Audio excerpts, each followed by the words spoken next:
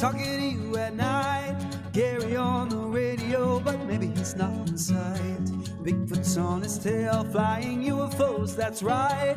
Gary's Talk Show Radio, Wednesday, Thursday, and Friday nights. If you need a friend to talk to, he will always be there. The Night Dreamers Talk Show will fix your despair, because Gary's talking to you at night. The views and opinions expressed by guests on Night Dreams with Gary Anderson do not necessarily reflect those of the Night Dreams Talk Radio Network, its hosts, staff, or sponsors. This show is for entertainment purposes only. Listener discretion is advised.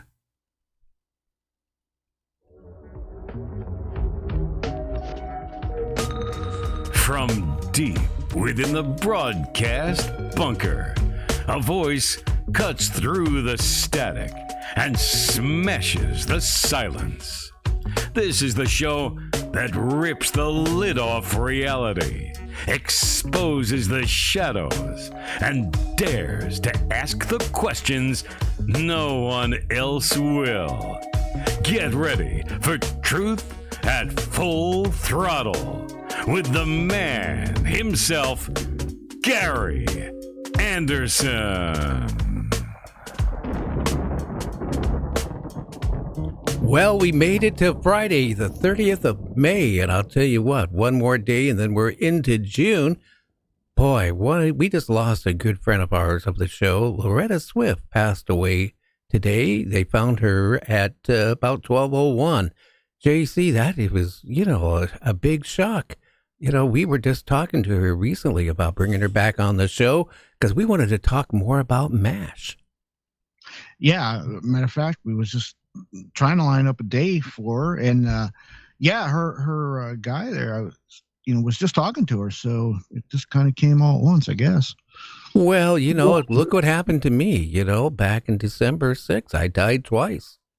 So, I mean, it can happen at any time. So, every minute you're alive is very precious. Yes, nothing is promised, nothing is given. So you don't take nothing for granted, definitely. Jupiter has 3 asteroids going around it. Now scientists are saying, JC, those asteroids at any time could be flung towards Earth, and they're huge. Well, that's the thing. There's a lot of unpredictability. I know they think they can predict this stuff, but yeah, the old slingshot or who's to say they might not glance off into something else, another piece of. Well, there's 3 of them, and their scientists at NASA are very alarmed. I put a little publication about it here the other night on our show page. Again, we have no way to stop it, and we're talking about, well, whatever state you're in could be gone. Yeah, speaking of meteorites and that kind of stuff, where's a good place to find those? Antarctica and the North Pole. That's where they find them all the time. They stick out like a sore thumb in that snow, ice. Well, I still remember back a few years ago, JC, a person was sitting there watching TV and one came right through their ceiling, right by their feet. Yeah, and there was another one where it hit the lady. I think she had a nova and went right through it. Right through it. Yeah, that's really interesting. Again, tonight we got a great show. We're going to be talking with our great guest, Brad Olsen. We're going to be talking about Antarctica, ETs, underground bases, UFOs, and all that right after Guy Ticker with the news. So stay tuned. We'll be right back with Brad. This is NDTR Breaking News. Ladies and gentlemen, this is Guy Ticker in the Night Dreams Talk Radio Network newsroom with follow-up details on a breaking news story. Scientists have made a remarkable discovery of a sphere that some believe to be a genuine unidentified flying object, more commonly known as a UFO. Now, the sphere, according to social media page Truthpolex, was spotted March 2nd flying over the town of Buga, Colombia, before it landed. And that much we knew. Here are the new details. Jose Luis Velasquez, one of the researchers studying the 3-layered sphere, noted that, quote, it shows no welds or joints. Those are characteristics normally indicative of human manufacture, which further bolstered his belief in its extraterrestrial origin. Now, there are some additional details here. Here it is. Julia Mossbridge, the founder and board chair of the Institute for Love and Time, also known as TILT, and a member of the University of San Diego Department of Physics and Biophysics, told Fox News Digital that she remains skeptical of its extraterrestrial origins. Now, more is sure to come on this developing story. We'll keep you apprised as we learn more. For now, I'm Guy Ticker in the Night Dreams Talk Radio Network newsroom. We now return you to your regularly scheduled program. This has been Breaking News on the Night Dreams Talk Radio Network. Stay tuned to your local station for further updates.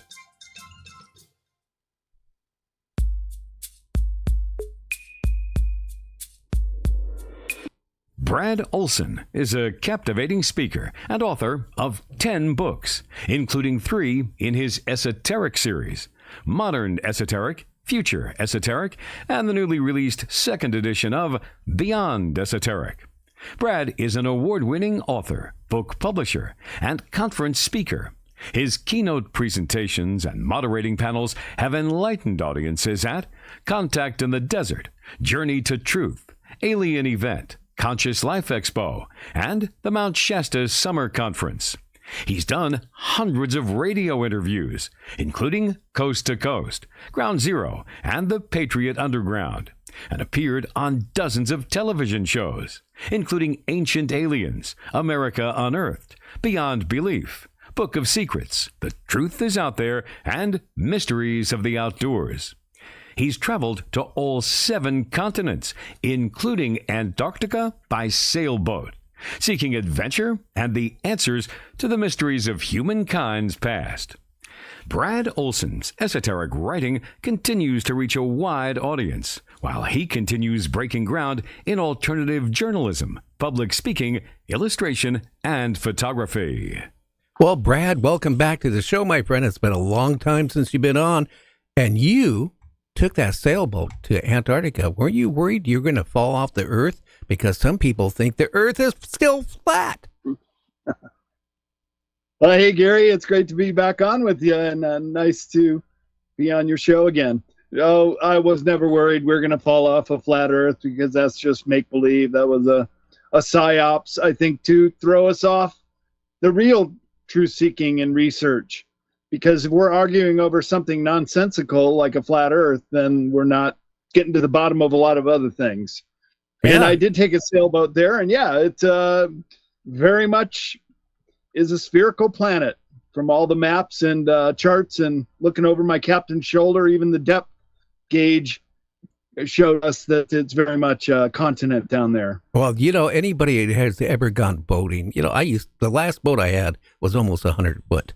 And, when you go out there, you can see, you look like 10 miles out, 15 miles out, you see another ship and you see it all of a sudden disappears because the curvature of the Earth. I mean, there's no way it's flat, but you never know. You never know. Some people, maybe their brain is flat. I think that's about as best as you can put it. My grandfather, you could go up to him and say, "It's a beautiful day." And he goes, "No, it's raining." Well, it's a beautiful day. That's the same way with some of the flat earthers. You tell them the Earth is round. No, it's not as flat. I don't know. And how come there's no drone footage or any you can't go on Google Earth, for example, but you can look at some of the places on the continental landmass covered with ice called Antarctica. And in the flat Earth cosmology, there is no continent of Antarctica. And that takes away my trip, I guess, my eyewitness account of stepping on terra firma and seeing it with my own eyes. What do you think is under all that ice in Antarctica?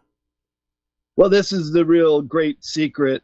In fact, my next book, my 11th book, is called Secrets of Antarctica, The Untold History Under the Ice Continent. It's already available for pre-sale on Amazon, too.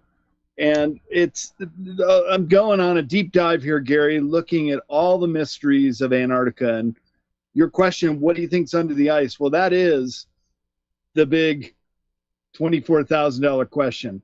I mean, that is what everybody has been talking about and speculating about, because if you wanted to hide somewhere on Earth, the only places you could be out of sight of satellites and drones and anyone flying over is under the ice of Antarctica, as well as the deepest depths of the ocean.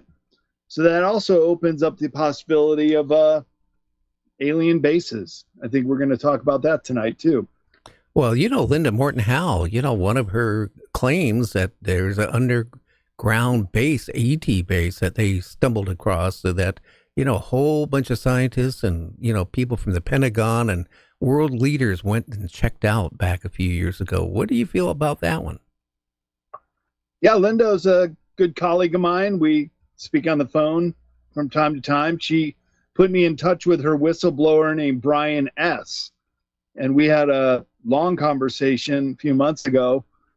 And everything he has said checks out with what I know about the continental landmass, his distinguishing credits in the military, and just so much more. So the point is, Linda's a great researcher herself, and she would agree with me that there's a whole lot of going on down there, and very few that actually ever make it to be an eyewitness to see it. And Brian S., he actually saw the giant hole in the ice near the South Pole Station, and that could be an entrance to this under ice world. And I should point out that Antarctica is the most geologically, volcanically active continent in the world. 17 known volcanoes and 91 geothermal features. So you have the propensity of the heat from these volcanic heat vents opening up huge, large caverns under the ice. And you're getting yourself out of the deep winter storms on the surface. So it's actually a compatible environment to live down there or make a base, as I believe the Nazis did after World War. Actually, they started before World War II, but even continued in their New Schwabenland .211 base after World War II, and possibly other colonies they set up. Well, I did a lot of research on the Nazis. It was supposed to be a weather station. And, there's still parts of it still existent where you could see, what they had there. But, again, supposedly a lot of them died because they ate some polar bear that it wasn't cooked right or something. But, that's the story. Something weird was going on there, because why would they build a weather station in Antarctica? Especially when they were at that point, they weren't doing so good with the war. Well, the weather stations, I believe, were more in Greenland and northern Canada on Baffin Island. And that is the only place where polar bears exist. There are no polar bears in Antarctica. Well, that's just it. I was reading an article about it. That's what they claimed in Antarctica. They were rescued and taken off there right before the end of the war. That story doesn't match. Right. It doesn't really match. But I think they were more than a weather station in Antarctica. They were pulling all their real high technology that was being developed in the Third Reich, starting in 1943, when the tides had turned in the Eastern Front, the great tank battle of Kursk outside of Moscow, which, by the way, there were many witnesses of a flying disc.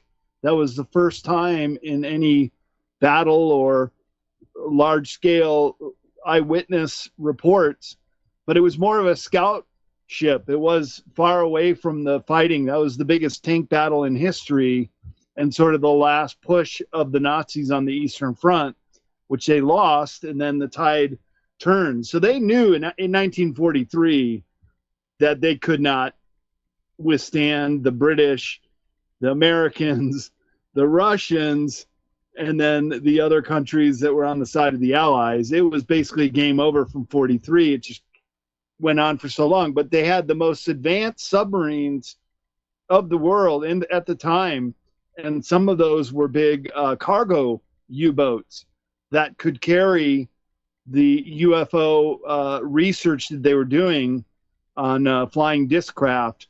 in various locations. And by the way, Gary, at the end of the war, they never found any of the physical crafts. That was the top priority, to get all that stuff out, as well as most of the scientists. Now, if you didn't want to go to Antarctica, or there was another base in South America that I found out about, where also some of this R&D technology, backward engineering, the craft went to a location near Cordoba in Argentina.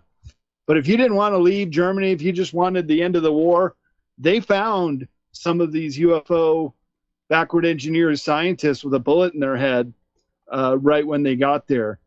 But the big find was when the Allies made it to Berlin, and Russia got there first. So they had first dibs on some of the documents and maps and other material from the forces, indicating that they had built a base down in New Schwabenland, as well as getting their U-boat submarines underneath the ice, actually quite a distance, to also support these under ice bases they had started.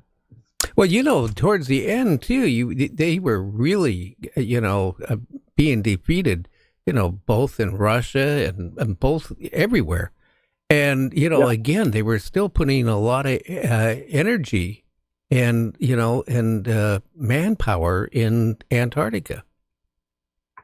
Yeah, well, they knew they were going to lose in Germany, so they started another base called New Berlin Base, which could have been aligned with another inner Earth race of beings down there. And that's what Admiral Byrd wrote about in his diary when he flew down there during the opening of Operation High Jump. That was one of the first secret missions. Admiral Byrd, who also discovered the South Pole by airplane in 1928, went back there in 1946. And I would presume that he was also the first to sight the big hole in the ice. And that's when he went back and wrote in his diary that they dropped into this gigantic hole. I mean, safely enough to fly a plane in it, circle around and come back. And it was at that time they were intercepted by two UFOs, wingtip to wingtip, took control of the plane and landed him with only his radio man, a guy named Huey. And they were then escorted into an inner Earth realm called the Domain of the Ariani, is the way he writes about it in his diary that got published by his son after his death. And there he went into the city alone to meet the so-called master, who told him they were not happy with the atomic progress and the bombs they dropped in Hiroshima and Nagasaki. And he was a respected man in the military and told to go back and tell his superiors that humans were not meant to use atomic bombs. Well, this is the story as he's dictating it in this diary, which is still available in bookstores. I've read the whole thing, and it's not very long or a hard read, but it's fantastical story of Admiral Byrd going to an inner Earth civilization. What's your take on it? Do you believe that actually happened? Well, I do, based on the evidence that there is this giant hole in the ice and that there are these massive caverns below at the continental level. It's not even really inner Earth or hollow Earth. It's more under the ice on the continental eastern Antarctica level. And when you bring in lakes and rivers that flow, this is all known science. This is cutting edge science. What they're doing down there now is scanning the polar plateau and finding that it's a whole ecosystem down there. So the evidence now, Gary, is that there very well could be other life forms and flowing water down there and heat vents, so you have an energy source. I would say I'm leaning towards it is authentic.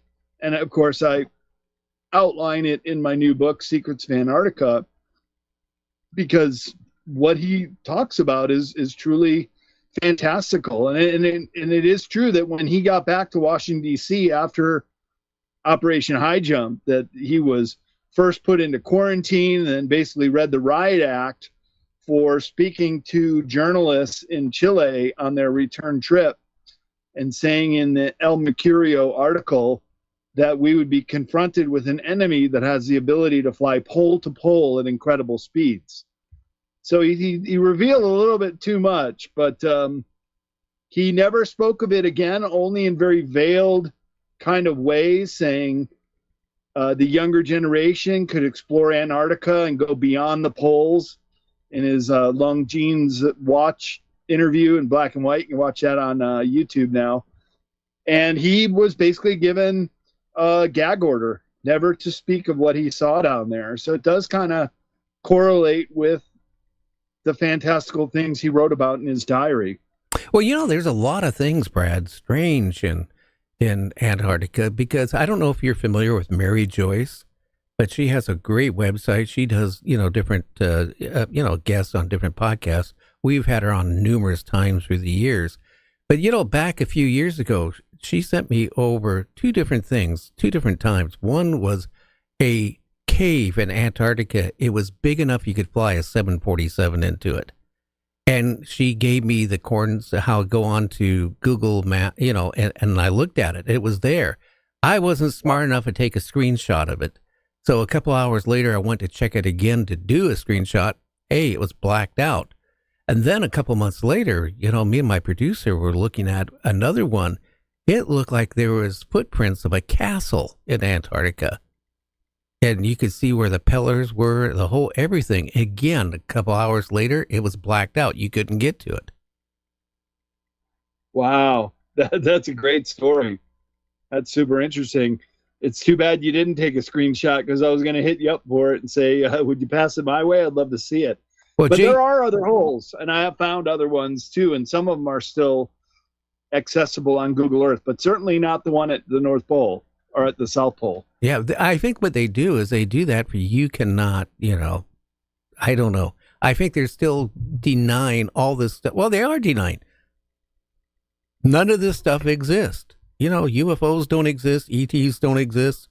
But again, you look at the deepest part of our oceans, look at Antarctica. The only two places that really could, have ET bases. Yeah, it's either under the ice of Antarctica or Greenland, or the deepest depths of the ocean are the best places to hide.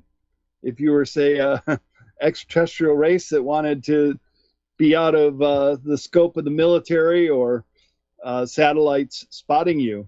But in my new book, I have quite a few different locations where you can see what looks like discs on the ice, or even a German base in New Schwabenland called the Conan base, where in the year 2013, they were doing some excavations at the Conan base and unveiling what looks like a giant machine. And I love it when you get confirming viewpoints from other sources. And in this case, the remote viewers from the Farsight Institute took a look at New Schwabenland and at this area in the Conan base, and they too said that it was some kind of giant machine or craft, but built for giants. That it was really for 20-foot tall or so entities, much taller than any human could ever possibly grow to be. Well, again, too, we don't know what they look like. We don't know, any of the characteristics of them. I mean, we keep hearing grays or, like lizard people or this or that, but we really don't know. That's the scary part. Well, maybe we do, but we don't know as a population. How's that? But the NSA probably knows. No such agency, but they have been spotted at the South Pole Station. They kind of monitor things and watch it. And there's a NSA building in McMurdo, an unmarked building. That's the unkept secret that everybody knows about. Sort of like our Area 51 here in Nevada, the base that supposedly doesn't exist, but everybody knows about. Oh, yeah. It's one of the most famous bases that nobody's supposed to know about, that everybody does know about. Yeah, right. Yeah, you know how many people go in there? I almost got arrested there years ago. I went. Oh, really? Yeah, there's a road. It has a mailbox, and if you go past the Yeah. mailbox, and on this, dirt gravel road, and we went maybe about a mile, and all of a sudden I saw these vehicles coming really fast, and I stuck my avalanche in reverse and got out of there really fast. I was scared. Well, that was a good idea, because you just cross 1 foot over the line, you not only trigger invisible warning systems, but they'll come out. They're patrolled by Wackenhut, which is a private security firm. They can't take you under arrest, so what they'll do is just handcuff you, lay you down in the desert, and then they'll wait for the Lincoln County Sheriff's Office to come out. It usually takes 2 or 3 hours while you're just laying there in the hot sun. So it's a good thing you didn't go. Then you get a trespassing charge, and they tow your car, so you got to pay for that to get it out. And it's a real hassle. I know people that have done it, and they really regretted it. Well, back a couple of years ago, there was a guy who went through the fence of Area 51 who had a cylinder on top of his vehicle. And he made it in, but they shot him all up. Wow. Yeah, I don't know. JC, you remember that at all? Yeah, I do remember that. They were, I think they were from out of the country too. But yeah, that happened. That happened while we were on the air that night, I believe. Yeah, there was a single guy in his vehicle, he was like Swiss cheese when they got done with him. They don't play games there. But again, getting into Antarctica, again, like Linda Morton Howell said, this one cave, it had like foreign type text, like Egyptian type text on the ceilings and lights that lit up yet. All this type of technology. And boy, how old could that something be? So you're referring to the Spartan 1 and Spartan 2 interviews, which were after Brian S.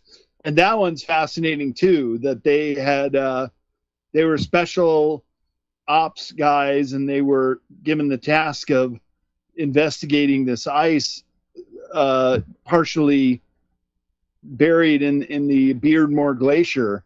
And they found a way in, and then they got in, and it was illuminated, and there were all kind of mysterious hieroglyphic writings on the wall, and you just barely had to touch a door, a giant basalt stone door, and it would just open up for you. And yeah, there's that too. So supposedly there are 3 big craft that are known and have been known since the 1970s that the intelligence agencies, namely the NSA, they nicknamed back in the 1970s the Nina Pinta and Santa Maria.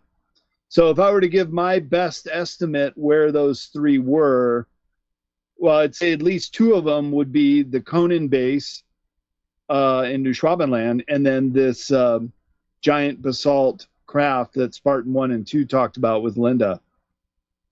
Very interesting. Hey, Brad, we need to take a break, and we'll be back in about 3 minutes with Brad. We're going to talk more about, what is in Antarctica? Are there ETs still there? UFOs, bases, are they watching us? I don't know. We're going to find out more with Brad right after this, so stay tuned.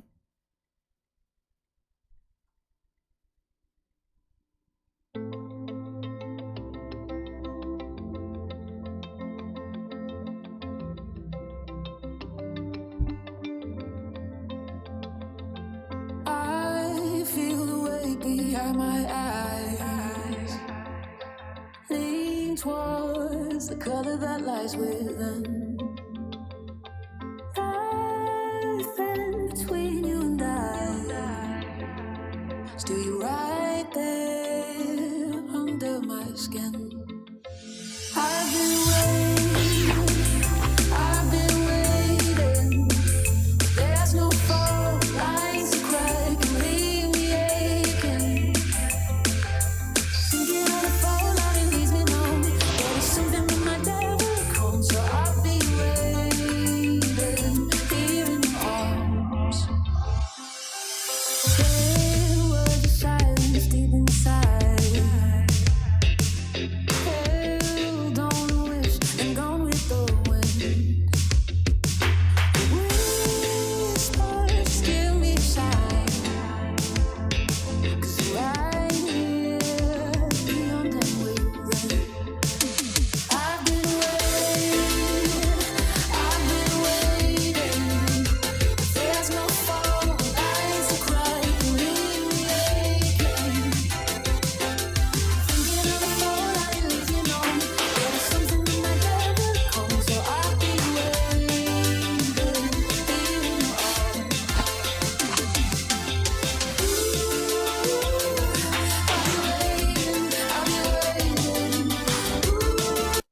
2025, a year of false flags or impending contact? Do narratives hidden in the Bible and indigenous stories reveal what happened last time humanity was in contact with extraterrestrial intelligence? From international best-selling author Paul Wallace, The Eden Enigma and The Invasion of Eden. Archaeological sites, enigmatic carvings, and ancient texts reveal answers from the dawn of civilization. Harvard professor of astrophysics Avi Loeb says Paul Wallace provides a fascinating answer. Eric von Daniken says enlightening and persuasive. The Invasion of Eden and The Eden Enigma, available now on Amazon. Mark your calendar now. June 5th, 6th, and 7th at 7 p.m. Pacific, 10 p.m. Eastern. It's Alien Abduction Week on Night Dreams Talk Radio with the legendary Gary Anderson. Live on YouTube and streaming on all your favorite apps. 3 nights of chilling stories from guests who claim they've been taken by extraterrestrials and they're ready to tell all. It kicks off Thursday, June 5th and runs through Saturday, June the 7th. You don't want to miss this one. It could be hair-raising, mind-bending, and just maybe the truth you've been waiting for. So don't forget, subscribe now, hit that notification bell, and join us live. We'll even be taking a few call-ins. You could be part of the show. Only on Night Dreams Talk Radio, where the strange is normal. The night trembles, the truth screams, and the gatekeeper of the unknown is on the air. This is Night Dreams Talk Radio, and Gary Anderson is on a mission to rip the veil, punch through the lies, and wake you the hell up. Now, wake up. I know some of you already fell asleep. Well, hey, we have Brad Olsen. We're talking about Antarctica. Hey, Brad, has there been any findings of any craft in Antarctica or parts of craft besides machinery? Well, I've located about a half a dozen sites with rounded craft-like sites and some rubbish as well. And I presented them on The Truth Is Out There and other shows. So I think people just have to take a look at themselves and make up their own mind. And I do provide the GPS coordinates in the book Secrets of Antarctica, which will be out at the end of this year. How old would that craft or any of that, if it is off-world craft or parts of it, God, they would have to be really old. Yeah, that's the presumption, that these crafts, including the Conan base one and the basalt one seen by Spartan 1 and 2, would appear to be very old and very extraterrestrial, very non-Earth built, that they had crash landed there and then maybe lived for a while out of the ship and then just had to abandon it after some time. I just wondered, do you think there's still live ETs in Antarctica? Well, that's the big question too, and that would bring up the idea of good ones, bad ones, or those aligned with humans. And the good ones, well, could be the Galactic Federation. I mean, it's a giant continent. There'd be plenty of room for all. Then there's talk of the Draco reptilians having bases there. and they may have been aligned with the Nazi Germans. In fact, one storyline with the New Schwabenland exploration in the late 1930s was the Germans were told where they could find an old Draco reptilian base that was unused, and the Germans jumped at the opportunity. And it also had a connection under the ice, and they were given the directions to get down there right after an expedition by Roerich to Tibet in 1938. So it's really interesting, the timing. The Tibet trip wraps up after a couple years there, looking for Shambhala or Ashgard or Agartha, and they come back, and the New Schwabenland expedition begins just 2 months later. So just turn that around right away, and they go down there in 1938, 1939, and establish Base 211, presumably in this decrepit old base of the reptilians that they were able to refurbish and make habitable for humans.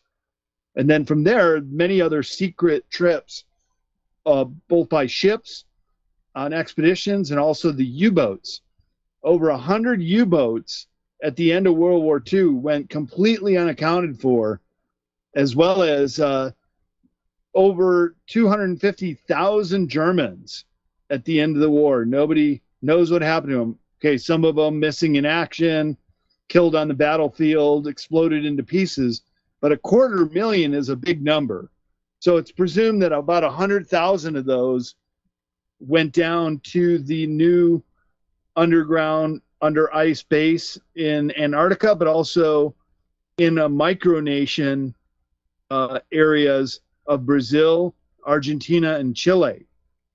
And I got close to one of those underground bases near Cordoba in the Cordoba Sierras, near the second largest city in Argentina. There's a secondary mountain range a lot of people don't know about in the middle of Argentina, and a very Germanic town called La Falda, where Hitler was spotted after World War II, as well as a lot of other. Well, you know, Brad, some people claim that Hitler lived to 1959 or something like that.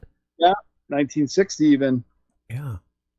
And yeah, there was a whole History Channel series called Hunting Hitler that went on for 3 years. Yeah. Something like 36 or 40 episodes retracing and going to South America. They looked at Antarctica too, of all the escape routes. And then quite a few other very high-ranking Nazis escaped justice their entire life and lived out with new names and new identities and new professions down in South America, including Mengele and Martin Bormann, who was tried in absentium in the Nuremberg trials, found guilty. If they ever caught him, he would have been sent to the gallows. Only Adolf Eichmann was the only Nazi that got caught by the Israelis, and they took him back to Israel and put on trial and then executed. So that must have really shook up the surviving Germans down there.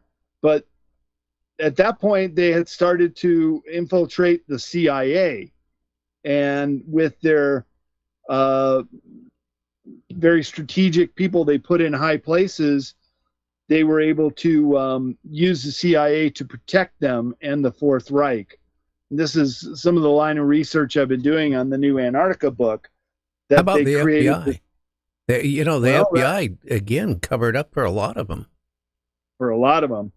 And even though they said they would hunt Hitler and try to catch him, and I've got some documents and even some mock-up pictures of what the FBI thought Adolf Hitler would look like, changing his disguise, they weren't really serious about tracking them down or following up these leads, because there's a location in La Falda called the Eden Hotel that one of the chambermaids as a teenager worked there, and she even spoke on a lie detector and passed that she had seen Hitler and Eva Braun and even their German Shepherd dog named Blondie, right after the war, the following years, they would come and go because they were very good friends with the owners, the Eichhorns of the Eden Hotel. But he had a big house down near San Carlos de Bariloche in southern Patagonia in Argentina, called the Inalco House. And Hunting Hitler did a couple episodes just on that because you can't get to it. It's in a gated community. I tried. I knew the area where it was, but you can't get anywhere via road. So what they did in the TV show, this was brilliant. They took boats in, and they went ashore, and they found where the seaplane was. So if the authorities were ever moving in on Hitler, they could just escape via seaplane and just fly over the crest of the Andes Mountains and be in Chile in less than an hour.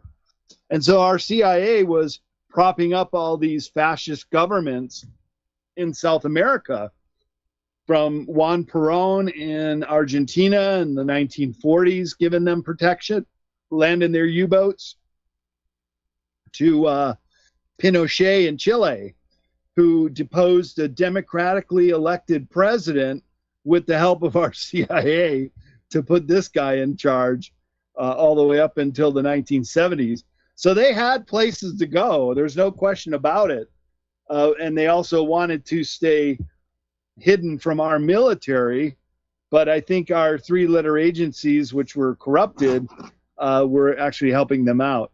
Well, from the standpoint, not just America, you have Canada, you have, Russia, and all these countries, they didn't want to have it come out that they wanted to have the end of the war. So the suicide of Hitler and his mistress or his wife, Eva, they didn't want to come back and say, well, hey, what we found really didn't match with DNA. So they didn't want that to come out. So, they want that to be the real story, but they didn't want the story that Hitler survived. And there's too much proof that actually shows that Hitler got out of Germany before the end of the war. I mean, he was insane, but he wasn't that insane where he was suicidal. Yeah, and he was given an option to leave, and who wouldn't? When they also stole all the loot from Germany and Europe that they had captured during the war, and Martin Bormann was the money man. He was the number two to Hitler at the very end of the war, and they all escaped with the money, with the bonds, with the corporate stock, and that's the start of the Fourth Reich. And down in Antarctica, that was also one of the R&D centers. It was a whole science city that was created. So even though High Jump confronted this presence, but we got our ass kicked, they why don't you tell the listeners what happened with Hyde? What happened? I mean, we got our ass kicked all right, but what happened? Well, what happened was, for the very first time, Admiral Byrd was tasked with taking down an armada of ships. And there were also some British and Australian and Canadians that were also donating some troops as well as some material and their own ships. There were three groups of ships that went down there. There was the Eastern Front, there was a Western Front, and also a Central group of ships. And Admiral Byrd was leading all three of them. Their goal was to confiscate a flying saucer. That was his esoteric purpose for going down there. Was they knew at the end of World War II, by the time the Americans got to Berlin, they too had acquired quite a bit of intelligence, finding out that the Germans had backward engineered these craft and took them down there since 1943 to get them into a science city. And that was just about finished by the end of World War II. They worked on it throughout the entire 1940s. And High Jump got down there and located Base 211 in 1947. And in January, they went out to on reconnaissance, but also to try to bomb the outward buildings that they had found. And those planes went right off the radar and never been seen or heard from ever since. Also on that same day, which is called the Battle of High Jump, up out of the water comes some flugel rods, as Admiral Byrd called them in his diary, which are basically UFO craft, and the Allies could not shoot them down. But they wanted to show a sign of force, and they took out one ship, just laser sliced it through the hull at great loss of life of everybody aboard the USS Maddox.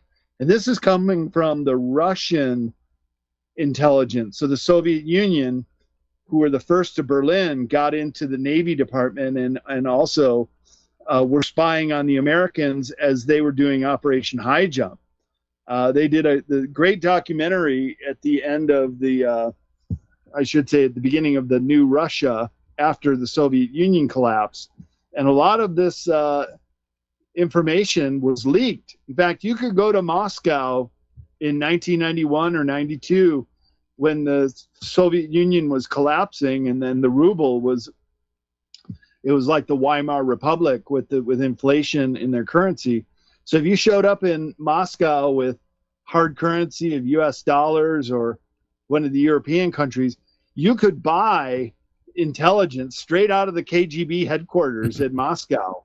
And some of the best, not only alien autopsy videos, but UFO crash and other intel that came out at this period, but also what the Russians knew was going on down there in New Schwabenland. And they also reported on the Battle of High Jump that this craft came up out of the water and they couldn't shoot it down. And in a show of force, it took out one boat.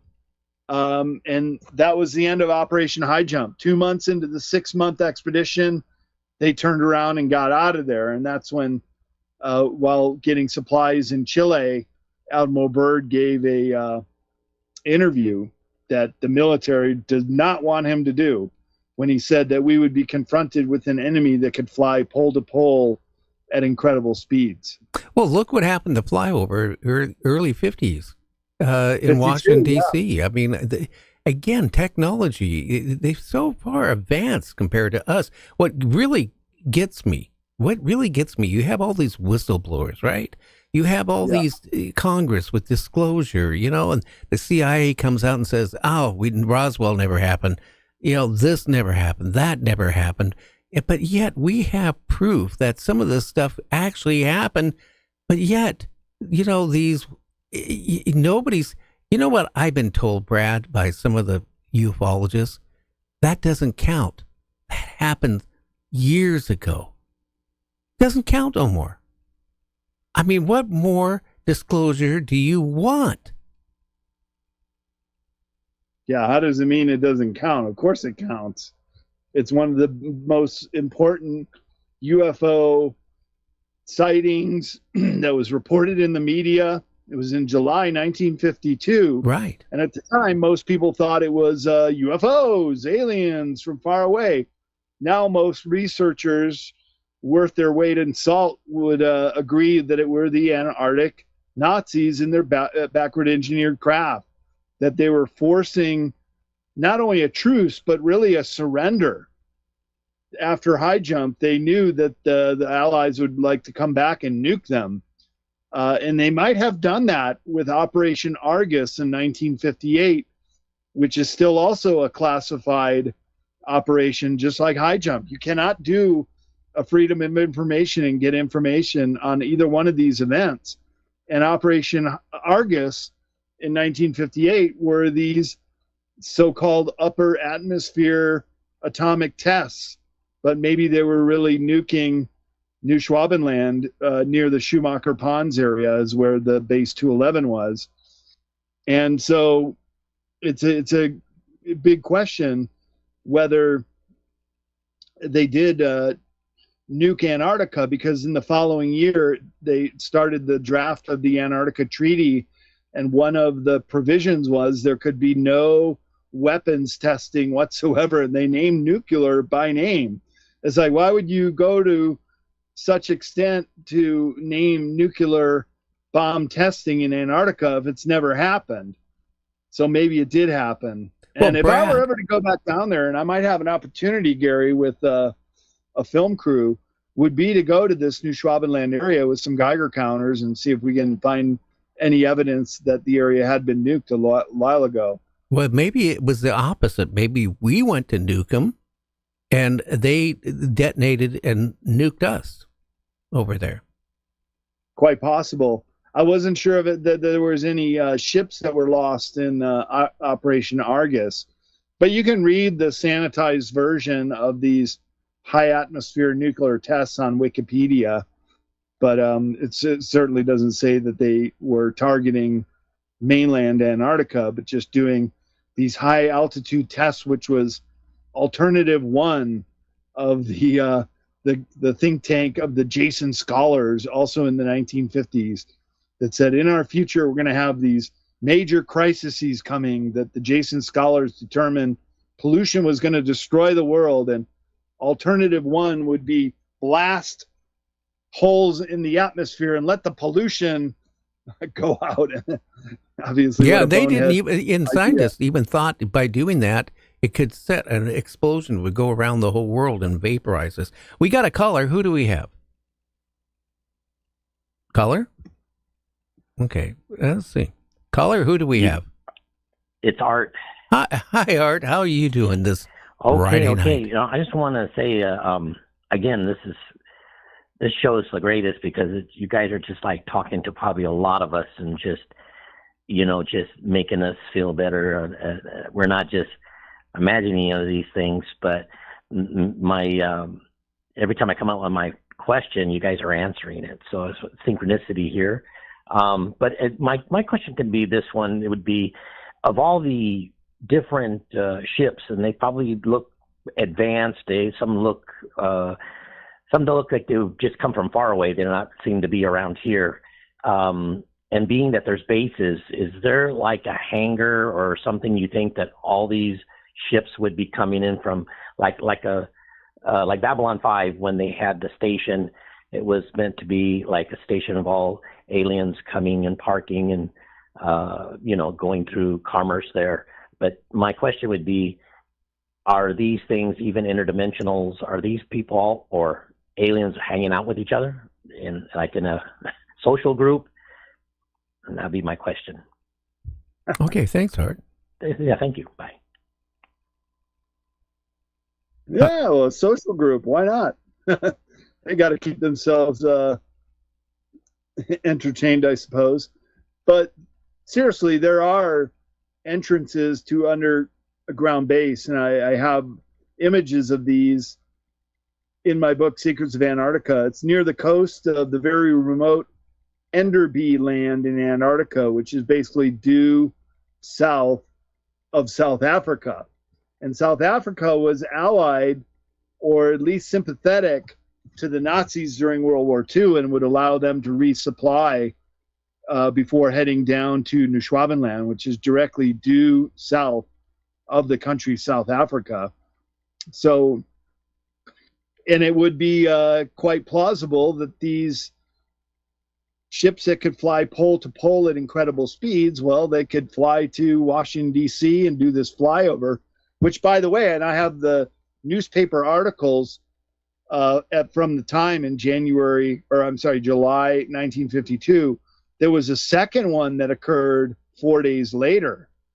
And according to this whistleblower, Dan Cooper, who works with Laura Eisenhower, and in the book, Awakening the Truth Frequency, which can also be found on cccpublishing.com with my books, those in the Esoteric Series. I don't have Secrets of Antarctica up there yet because it's not available, but Laura's book is, and Dan Cooper said that they also, one of these newspaper articles was they hovered over the Capitol and German stormtroopers came down and basically took Congress hostage. He just said this on an interview with Laura recently, but that those Washington Post articles have been scrubbed because we basically surrendered to the Antarctica Nazis in 1952.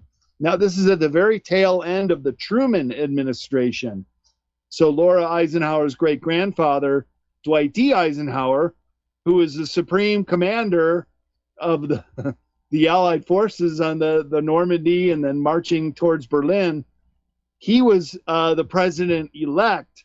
And can you imagine his frustration hearing that Truman capitulated to the Antarctica Germans after these two flyovers of Washington, D.C., one of which stormtroopers came down into the Capitol for 4 hours and held them hostage and basically said, look, we have this technology to take you out, so you better work with us. And this is the beginning of the CIA involvement, and also giving cover to the South American bases, because it wasn't just Antarctica. There were 3 micronation countries that would allow the Germans to buy up huge tracts of land and basically run the show in Brazil, Argentina, and Chile. And I got close to some of those micronations in Argentina. Wow. Well, our time is almost up. Where can they find your book? Do you have a website? Any of that stuff to share? Yeah, well, if you want to pre-order Secrets of Antarctica, you can just type that in, my name, Brad Olsen, on Amazon and read about that book, and you can pre-order it. But all my existing books, including my 3 in the Esoteric Series, are available on cccpublishing.com. This is the printed version of the catalog.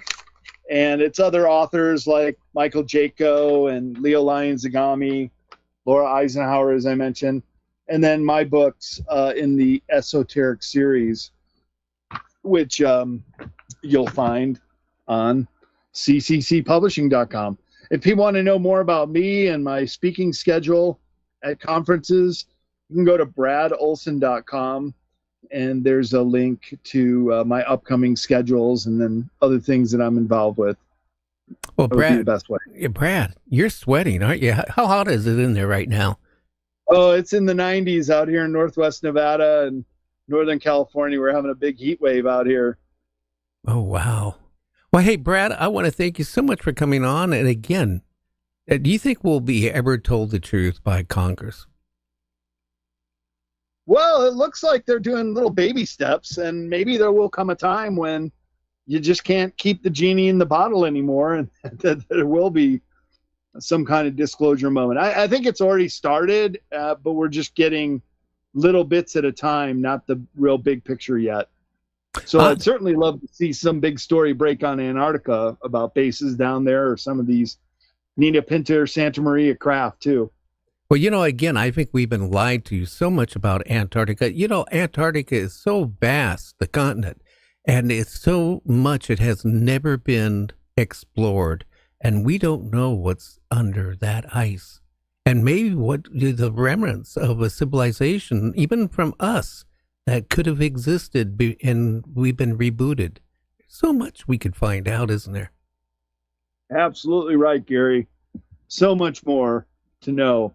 We're just scraping the tip of the iceberg, the proverbial iceberg down in Antarctica, for all that might be going on there. So maybe we should do this show again when the book comes out, and we'll talk about some other sides of Antarctica that most people have never heard about or know about.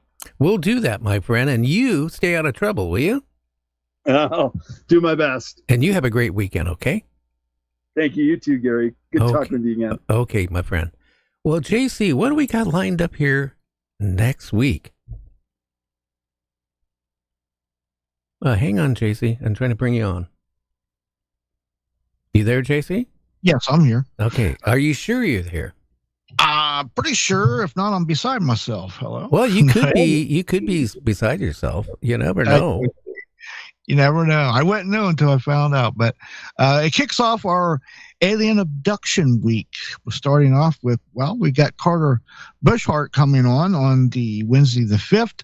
Now, he's well known as a Bigfoot researcher, but guess what, Gary? He's had a lifelong encounters with, well, ETs.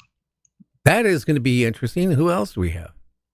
Well, that's going to follow up on a Friday the 6th with Mr. Eric Nanstyle, and he's got some pretty mind-blowing abduction encounters itself to talk about, let me tell you. And then on Saturday? And then on Saturday, we're going to have Denise Stoner coming back on. She's an abductee. She tries to help abductees, and she's a hypnotist. So she does a lot and has been through a lot, so she's always got some good stuff to talk about. Oh, yeah. And then it's a possibility we're talking about going on vacation for about 3 weeks after next week. It's all depending on, well, if I have to have surgery again. So we'll find that out. But, again, you don't want to miss next week's show. 3 abductees in a row. And if you have a question, those might be some great guests about, asking you questions about ETs, what they look like, what are they here for, what are they doing? You there? Yeah, JC, you're quiet. No, there was like some kind of. I thought you dropped a mic or something. No, I didn't drop it. Well, you can see me on the camera. Did it look like I dropped anything? No, that's why it was weird. I was like, "What was that?" Well, maybe ETs are coming into your brain. I think they're coming up through my microphone. I'll tell you, but yeah, it's going to be a fantastic week with some great guests, great topics. So if you're into the UFOs and abductions and people that's been through it, I mean, literally been through it, then boy, you're in for a treat next week. Well, again, everybody too, please give us a thumbs up. Our sponsors look at all this. And again, very important, after the show, go to the episode and leave a comment. It's very easy to do. Just say if you like the show or not, or the guest or whatever you want to say. Again, our sponsors look at that, and that's what helps pay the bills. So that is so important for the show. And a lot of you aren't doing that. You know that. Shame on you. Well, again, I want to thank everybody for tuning in the show here tonight, and tell your friends about us. Check out our website. It'll be updated over the weekend. But we've got, like I said, next week, Thursday, Friday, and Saturday, abductees. So we're going to find out what it was like to be abducted. I just still think about all the damage it does psychological to somebody that has been abducted. It's horrible to think about what they've gone through. Terry Lovelace, after his abduction, it started putting a gun next to on the drawer of his nightstand for protection. Like that's going to do any good? But, by the way, we're going to have Terry Lovelace on here in the next month or two. He really wants to come back on and talk more about his abduction. Well, everybody, again, I want to thank all of you out there for tuning in tonight. And who do we have out there in chat tonight?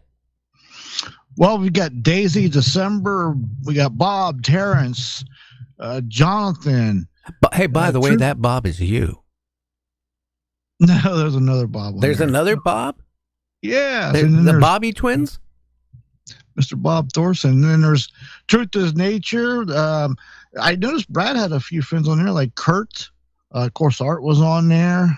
There was some other Stepdaddy Johnson was on there. Dave Ellington. Woo Rider DG. So a whole bunch of different people and some new ones. Okay, everybody have a good one. We will catch you next Thursday. Make sure you let your friends know about us. And that is also important. By the way, I think that by probably next week or by the end of June, we'll be well over 300,000 subscribers just on YouTube. And on the apps, it's like 3 times that amount who listen to each one of these shows. Everybody have a good one. We'll catch you on the other side. Who's friends with all the night dreamers talking to you at night? Gary on the radio, but maybe he's not inside. Bigfoot's on his tail, flying UFOs, that's right. Gary's talk show radio, Wednesday, Thursday, and Friday nights. If you need a friend to talk to, he will always be there. The Night Dreamers talk show will fix your despair, because Gary's talk